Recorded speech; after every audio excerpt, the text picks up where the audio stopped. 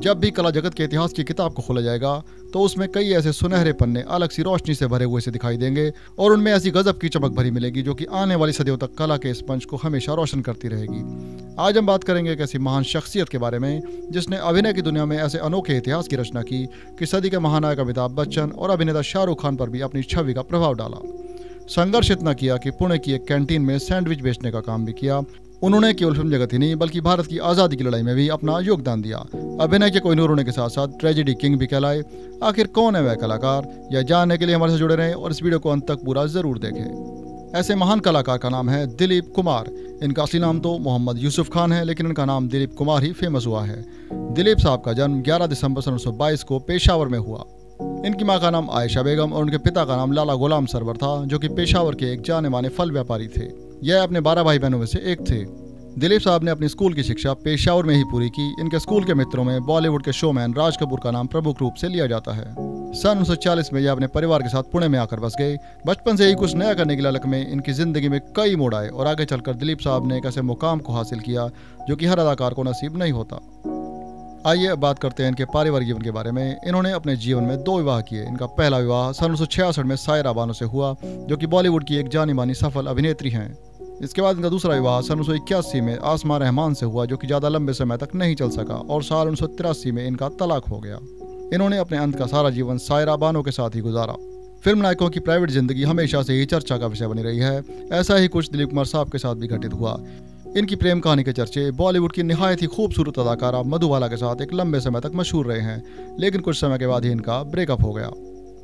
उसके बाद इनकी दूसरी और अंतिम प्रेमिका सायरा बानो ही बनी, जिसने इनके जीवन के हर मोड़ पर इनका साथ दिया। दिलीप कुमार ने अपनी जिंदगी में नाम, शोहरत, पैसा सब कुछ कमाया, लेकिन इन्हें संतान का सुख प्राप्त नहीं हो सका। इनके छोटे भाई नासिर खान भी हिंदी फिल्मों के एक अभिनेता हुए हैं और इनके भतीजे अयूब खान ने भी बॉलीवुड की कुछ फिल्मों में अच्छा अभिनय किया है। अब हम आपको बताते हैं कि इन्होंने अपनी सफलता का सफर कैसे तय किया। पुणे में इन्होंने अपने पिता के साथ ड्राई फ्रूट सप्लाई का भी काम किया और सैंडविच की कैंटीन में भी नौकरी की। उस समय भारत में ब्रिटिश शासन का राज था, लेकिन इसी कैंटीन में काम करते हुए एक दिन भारत की आज़ादी के लिए चलाए जा रहे एक आंदोलन का समर्थन करने पर इन्हें गिरफ्तार कर लिया गया। इसके बाद इन्होंने माया नगरी मुंबई की ओर रुख किया। यहाँ पर इन्हें बॉम्बे टॉकीज में एक स्क्रिप्ट राइटर की नौकरी मिल गई। लेकिन कुछ समय बाद बॉम्बे टॉकीज की मालकिन देविका रानी ने दिलीप कुमार को एक फिल्म में अभिनय करने का ऑफर दिया, जिसे दिलीप कुमार ने स्वीकार कर लिया। यह साल था 1944 का और फिल्म का नाम था ज्वार भाटा। इस फिल्म से दिलीप कुमार की पहचान एक अभिनेता के रूप में बनने लगी। इसके बाद उन्हें काम तो मिला, लेकिन फिल्मों में उन्होंने केवल विशेष भूमिका के लिए ही अभिनय किया। उनकी दूसरी सफल फिल्म अंदाज, जो कि सन 1949 में रिलीज हुई, इस फिल्म को टिकट खिड़की पर काफी सफलता मिली और लाखों लोग दिलीप कुमार के फैन बन गए।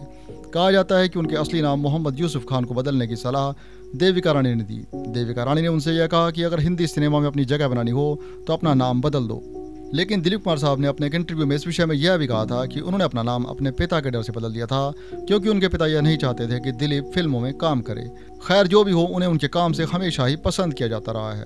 दिलीप कुमार साहब ने सन 1951 की एक फिल्म दीदार और 1955 की एक फिल्म देवदास में एक दुखी नायक की ऐसी भूमिका निभाई कि उसके बाद से लोग उन्हें ट्रेजेडी किंग के नाम से जानने लगे। सन 1957 की एक फिल्म नया दौर में इन्होंने एक मेहनती किसान का रोल किया, जो कि बहुत पसंद किया गया। सन 1960 की मुगले आजम को उनके अभिनय में मील का पत्थर माना जाता है।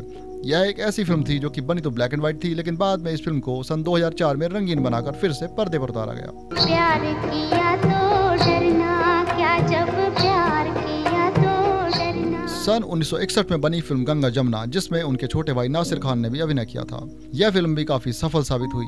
दिलीप कुमार ने सन 1944 से 1998 तक लगभग 65 फिल्मों में काम किया और कई ऐसे रोल किए जिनका प्रभाव आज के अभिनेताओं पर भी देखा जा सकता है। सदी के महानायक अमिताभ बच्चन और बॉलीवुड किंग खान शाहरुख खान की एक्टिंग में भी दिलीप कुमार साहब की छवि झलकती है। उनकी कुछ और प्रमुख फिल्में इस प्रकार से हैं: सन 1970 में गोपी, सन 1967 में राम और श्याम, सन 1981 में क्रांति, सन 1982 में विधाता, सन 1984 में कर्मा, सन 1990 में इज्जतदार और सन 1991 में सौदागर। इस फिल्म में उन्होंने बॉलीवुड के महान अदाकार राजकुमार के साथ मुख्य भूमिका निभाई थी। इससे पहले दिलीप कुमार और राजकुमार ने सन 1959 की एक फिल्म पैगाम में एक साथ काम किया था। अब एक लंबे अरसे के बाद फिर से यह जोड़ी पर्दे पर आई तो दर्शकों ने इसे बहुत पसंद किया। सौदागर के सारे गाने भी हिट हुए और फिल्म ने भी एक सफलता का इतिहास बना दिया। जब भी इस फिल्म की बात होती है तो दिलीप कुमार और राजकुमार पर फिल्माया गया गीत इमली का बूटा बेरी का पेड़ को कभी भुलाया नहीं जा सकता।